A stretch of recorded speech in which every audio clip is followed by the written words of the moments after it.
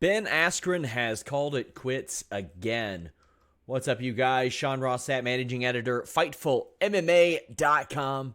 Have a real quiet, kind of down period in MMA right now following UFC Sao Paulo. There's not a lot going on. Probably won't be for a couple of weeks until we get back into the UFC schedule and that Tito Alberto trash fire. But Ben Askren has announced his retirement. The former Bellator and ONE champion said, quote, "I'm retiring from the sport of MMA. Frankly, I'm retiring from everything," end quote. Ben Askren's been doing this for a little bit, not quite as long as many of the MMA veterans, but he's 35 years old and had kind of hung it up before he went to the UFC. He hadn't fought in about 16 months between his last ONE fight and his UFC debut back in March.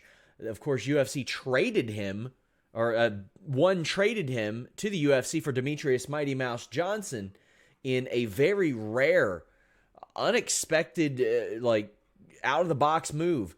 And Ben Askren fought in March, and many think he was knocked out by Robbie Lawler, but somehow came back, won with a bulldog choke. That fight was never run back. Instead, next up was George Masvidal, who knocked him out in UFC record time with a flying knee. Just a few months later, he got back in the cage, he being Askren, and was submitted with a rear naked choke by Damian Maia.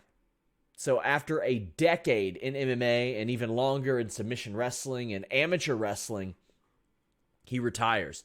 As of now, he is the most successful Bellator champion in history, having defended his welterweight title 4 consecutive times, and he vacated that title in order to sign with ONE, where he would win that title and then defend it 4 times as well. So he had an extended string, I think, of 10 straight championship fights where he ended up retaining a title or didn't lose a title fight, at least.